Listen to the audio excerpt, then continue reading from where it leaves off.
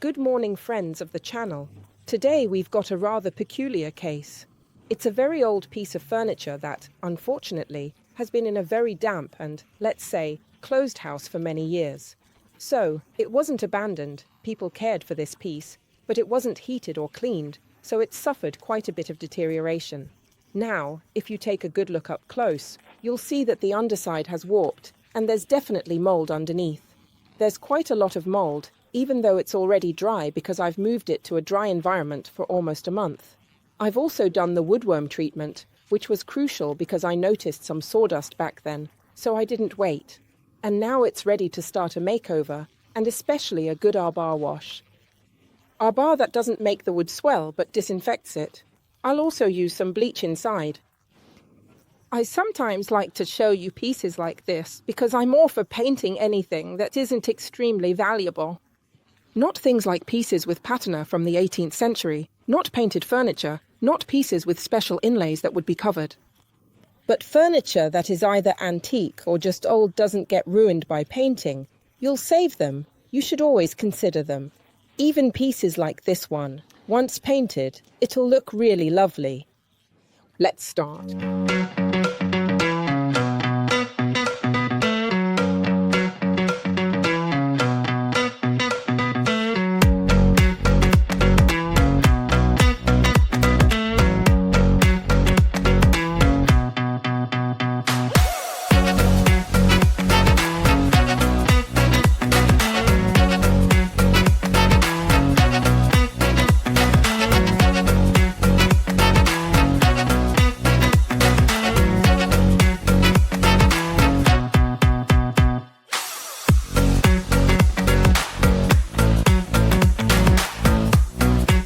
Today, I'm starting with arbor, hot water, baking soda and ammonia, as we already know. It's important to do this on the inside as well, not because it doesn't stick, heaven forbid, but because these surfaces are really, really dirty. So, I also use a brush, a wrung-out sponge, to really clean and purify the furniture, even inside.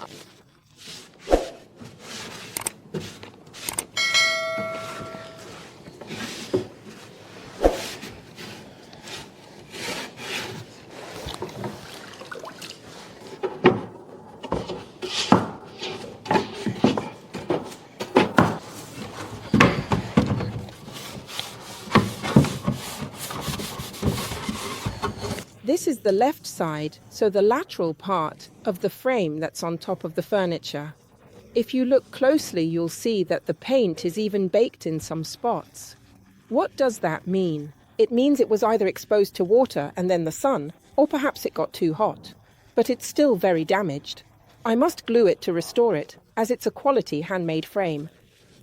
Here you can see that it's already a bit cracked, so we're going to sand and clean it. Remove the pieces that are loose and glue the missing piece, which is this one here. Once glued, we'll obviously fill in the missing spots, but that's done at a later stage.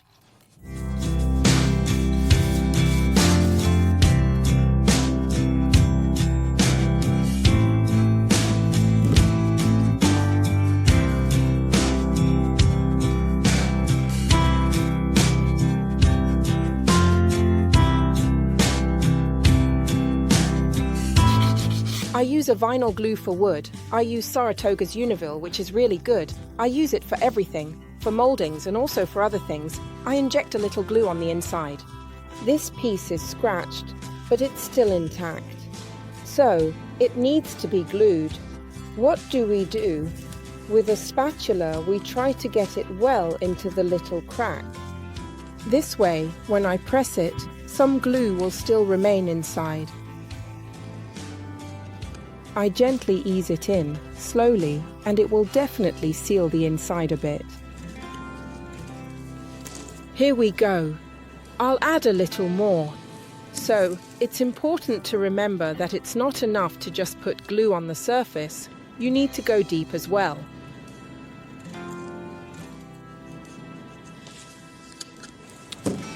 I'll press it later once I've added the second piece.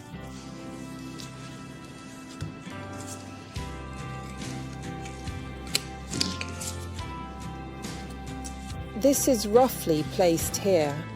Once I've found the spot, the section here where it needs to be matched up, I noticed it here because there's a nail, and here the nail is mirrored on this piece of wood and it fits well. Let's apply some glue, of course. Always the Univille. And then, bit by bit, I make sure it sticks well and fit everything together. It'll be roughly here. It's important to understand that you need to secure it 100% right now. There are several options. The first one is definitely a clamp. If you hold it, I'll use it. But I'll also use a few small nails. The clamp right now just helps me to keep it steady. Pass me the small nails now, please. You hold it on the left here. I'll keep my finger here. Maybe use small nails. I use my nail gun, which uses nails so thin that they don't cause any damage to the wood. Not even when they go inside.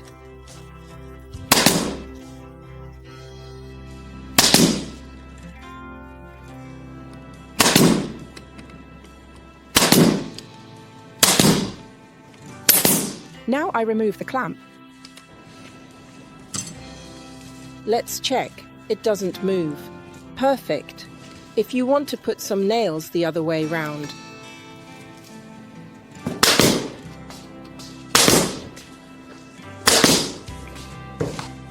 I remove the last bits of glue, clean it well so it dries quickly. The Univille dries very fast.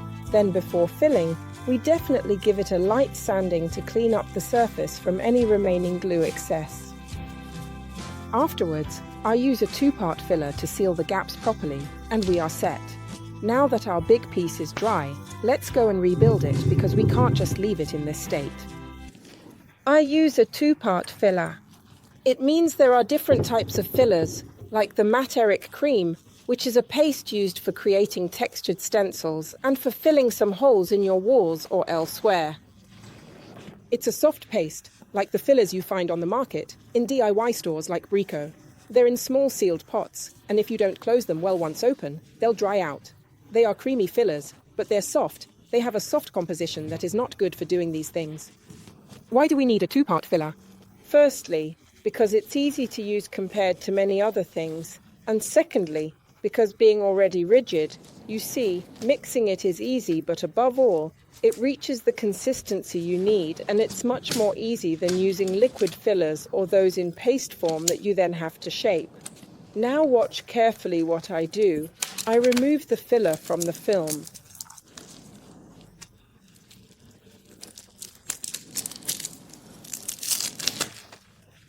If there's a slightly solid part at the beginning, cut it off, remove it like this. We throw this away, as we need what's in the center. Notice the 2 colors. The central part is redder and the outer part is browner. These are the 2 components. That's why it's called 2-component. It is not something to be taken for granted because many times in the past, when I wasn't yet skilled at using these fillers, I would mix them and use them. But if A and B, the 2 components, aren't perfectly mixed, it won't catalyze and won't harden. After an hour of using it, you might wonder why this stuff is still soft and hasn't hardened. It's because the 2 components aren't mixed. Now I press while I also make sausages. I knead again. This is just the perfect method. I've put on gloves not because it harms your hands, because it doesn't, but to avoid getting them dirty. Be careful. You see that when mixed, it becomes marbled. In some spots it's more pink, in others more brown. This means the 2 components aren't perfectly mixed yet, so you need to keep going. So, for those of you who are in a hurry, be careful, because if you don't do this step properly, it won't work. If you can still see the 2 components, some streaks, it's still not ready. You should never see streaks. Often, you write to me on the group or via email saying you've used it, but it hasn't worked. Why? We should always question the fact that if we're not professionals and don't use the products perfectly, so this could simply be the reason. When the bicomponent starts to work, it becomes warm because it catalyzes. So the catalysis starts to work and it warms up. This is the perfect moment when you can think that's enough. You can stop because it's catalyzing. Look, now we see a uniform color. There are no more brown and red streaks, so the paste is perfect. You need to really get into the crevices. Press it down because we want this paste not just to be decorative, but also to act as an internal part that actually fills the missing section.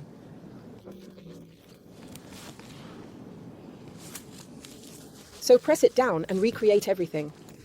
Here too there are spots where the paste is completely missing. We'll take a Belle Arti spatula, this one. The classic little spatula you see in tutorials, which is used to get into these carvings. And you press it down. You press it down, you shape it, you actually rebuild the piece. This is something very important that you need to remember to do. Otherwise, when it catalyzes and becomes more rigid, it's harder to move because it becomes really rigid and thick, like wood.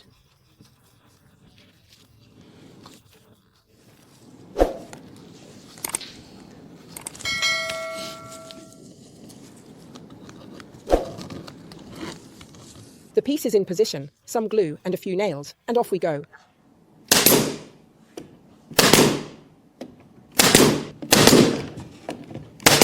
I remove some excess glue that's obviously coming out because the glue always helps us keep the wooden piece in place. Now let's check everything again to make sure there are no nails or issues, and we start with the color, Olivia. After a day's work, we've reached the point where we can perhaps start painting this piece of furniture. So, it will all be Olivia, a bit diluted because I want to do a gentle and quick coat to then do a decape finish. These panels here, though, we'll do them with Rocher, right? Because there will be a second technique. And let's say it's one of those pieces of furniture that, if there wasn't an actual connection, it might have been better not to touch it because it was full of holes. We didn't just fix the side part, we also worked on the hinges, which have been, let's say, touched up with Mastro di Ascia glue. We've completely redone the drawer, but these are carpentry tasks that should be done either by Franco or a skilled carpenter, and I'll show you how it's done. Actually, inside it's quite okay, but we'll paint it with a contrasting color that we'll decide at the end, and with the wall that will also be scented. So, Olivia, a bowl because we're diluting with a bit of water. How much? By feeling. Don't put too much. I've now put 2 spoons in about 100 grams of paint. Just remember that the more water you put, the more you lighten the color, so you don't have to exaggerate because if the surface isn't like mine, I have a rough surface, you see raw wood here, so it absorbs it. So if you do this on a shiny, smooth surface, like Formica, it doesn't grip anymore, so don't do it. And secondly, the more water you add, the lighter the color becomes, it gets diluted. I use an Architetta brush, so I can get into the corners. And you use a classic oval 50 brush, same bristles. And let's have fun. We'll apply just one coat, not precise, as this is a piece of furniture that is country chic, and so it will have a second technique that will antique it even more. I've stirred it. It's a bit more fluid, not liquid, because it's not a wash, just fluid. And we start.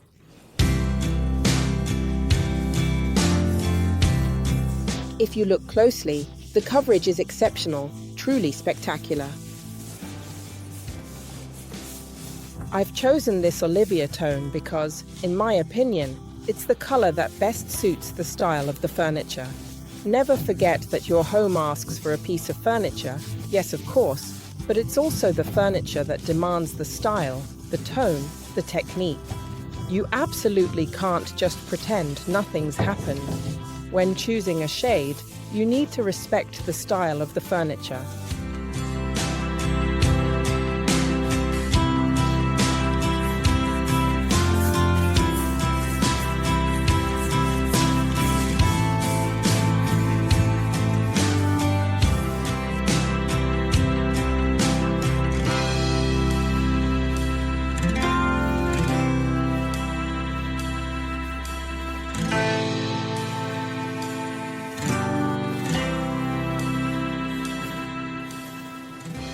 For the central part of these two doors, I have decided to use pure Rocher, and I will do another technique later. So I want them to be quite covered. I'll use both a small brush, like this one, which is part of the flat tip set, to do the straight line on the edges.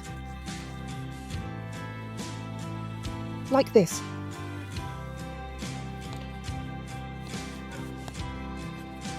And then the Architetta brush to go and paint everything. It's the brush I've used for the entire piece of furniture, and I definitely don't need perfection because, as I said, this is a restyling, is country chic, and it will be very worn out. But it's always nice to be as precise as possible.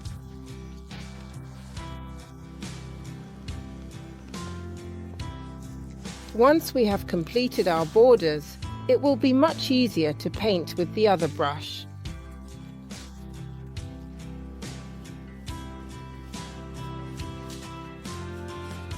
Now with the Architetta brush, quite loaded, I cover the entire central part.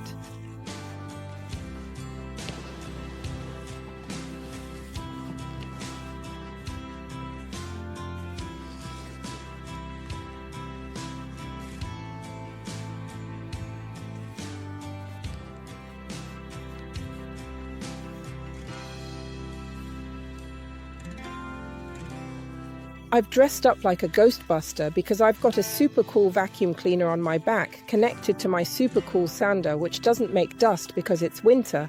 It's too cold. I don't feel like going outside and it's raining.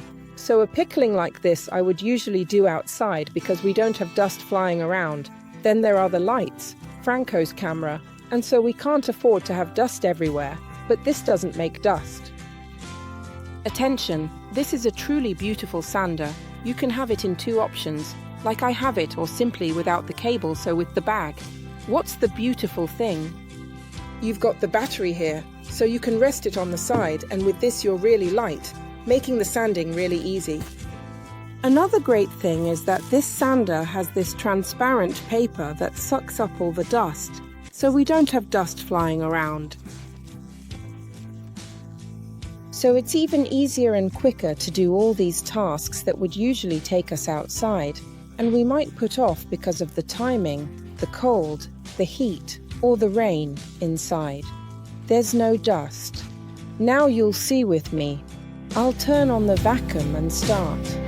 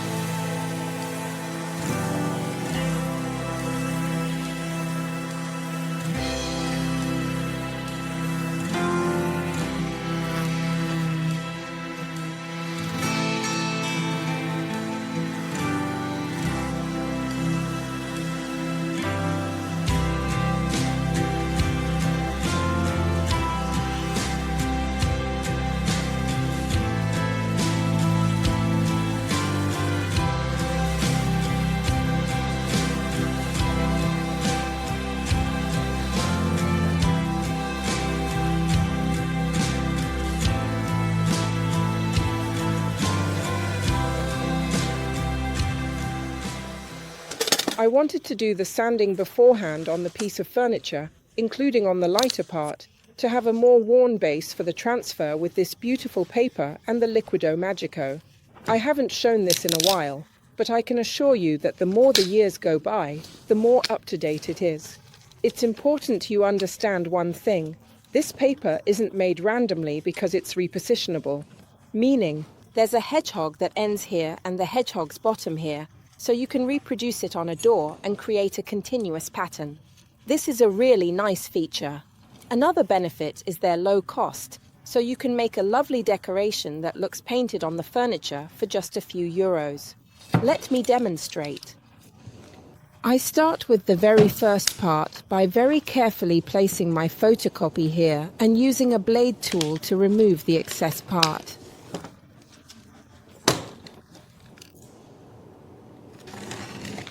I won't throw away this bit of paper as I'll reuse it. I put a bit of masking tape on one side to keep my sheet still on the surface, to ensure it remains stable and prevent any movement. Additionally, I also put one on this side to assist in lifting and lowering the sheet, which is crucial as I need to lift it to use the Liquido Magico. I'll show you how the magic starts, and we'll continue together. A little brush, you drain it, not a too nice brush, you lift it up. It's very important to note that the liquid needs to be applied with the sheet facing up, otherwise you'll end up with a puddle of ink. Then, if there's too much liquid and you see it's damp, you blow on it a little bit. Once you place down the design, you position it and give it a little rub. The design will only come out well if you do what I did earlier, which is sanding the surface, because the smoother, flatter and more velvety the surface, the better the design transfers.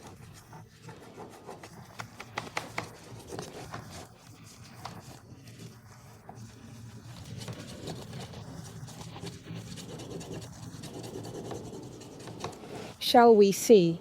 And there you go.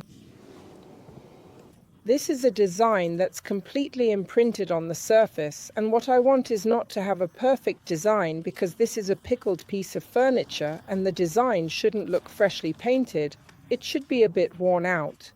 That's why I sanded the surface first to have it already worn, and that's why I'll use a teaspoon but won't press too hard. I want something that looks vintage. Watch how it's done. Now I keep lifting and wetting because I already know the next question you'll ask is, don't I risk not repositioning it properly when I put the sheet back? No.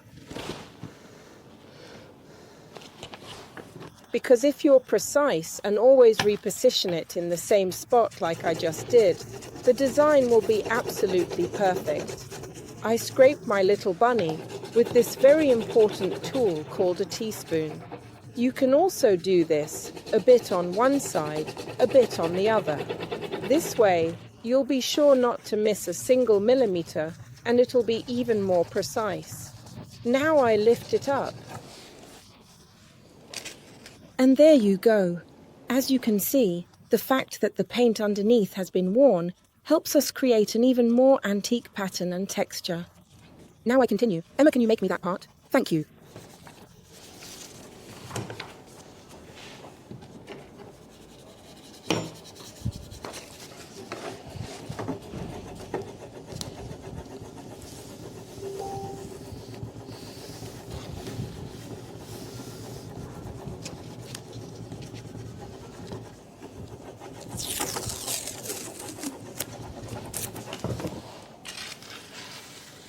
Beautiful even here, where it is worn underneath. It is really quite original.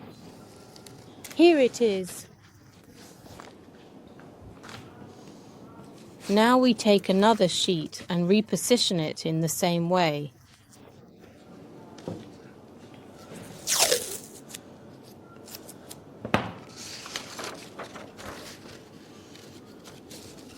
Holding it up, I check that the end of the squirrel's tail goes right.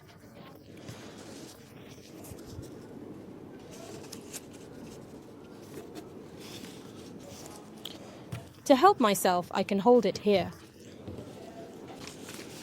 I check this side as well.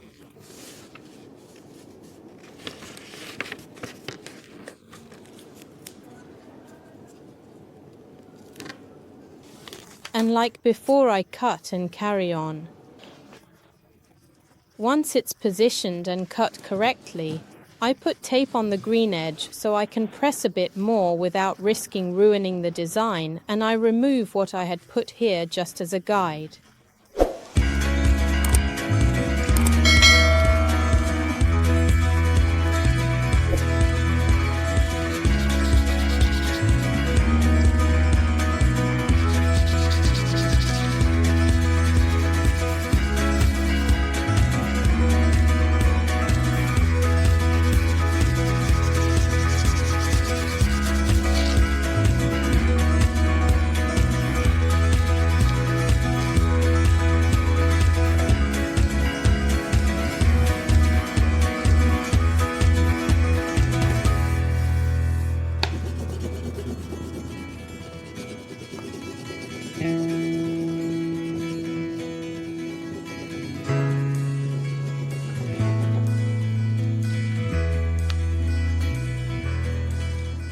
What do you think? I really like it. How much did you scrape? A bit. So obviously the process of transferring a design onto a surface with transfer liquid is a bit longer simply because you have to be very, very careful and make sure the design is perfectly imprinted onto the surface. Obviously, with the transfers that you scratch and they stick, it's quicker, but it's completely different. Firstly, because those are very thin stickers placed on a surface, whereas this is a proper design where the ink settles on the surface, so it will never come off. You can't, let's say, remove it. It will be our responsibility to scrape it and repaint it if we want to remove it. I really like it, the fact that it's so worn, and it draws the eye here. Why did we do it? Because I like this striped effect, but I didn't want the eye to fall here. This way, by having a lighter part underneath, the technique will focus attention on this underlying part. And why do I like it? Because it gives a bit more importance to the leg here. I really like the fact that it's slightly curved and a bit more elegant. This is a classic old country chic style, just perfect for homes that you want to furnish with vintage pieces, perhaps done in this style. We need to make it perfect inside as well because now the outside is all done with Olivia and it's not yet protected.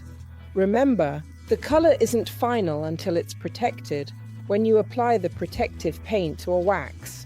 We'll do that in a bit inside. Surprise! We'll paint it all with our Torta Zucca wall paint, a lovely orange that goes beautifully with the green. Why Torta Zucca?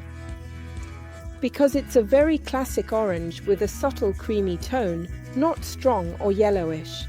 The wall version already contains the protective paint and it smells lovely of jasmine.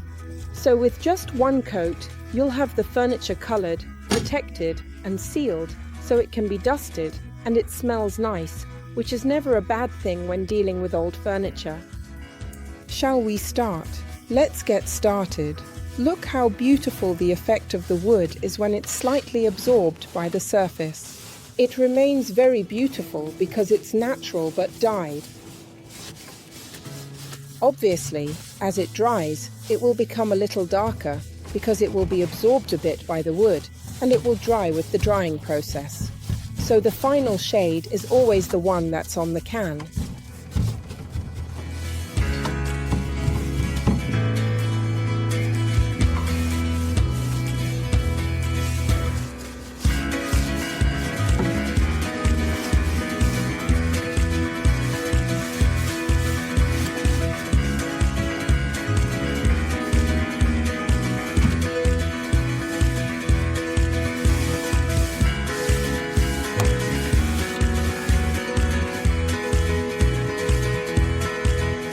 Have you seen how beautiful it is? It's beautifully finished, fragrant, perfect. Now the real magic is to understand how much the colour changes when it's protected. I take jasmine wax, a brush that we use only for waxes and oils, and look at this beauty. I'll show you this part because here you can really see the smoothness and the design on the Rocher. Look how it changes. Look how beautiful it is. I'm a bit biased because, as you know, image transfer is one of my favourite techniques and country style is one of my favourite styles. It's truly amazing. Very beautiful.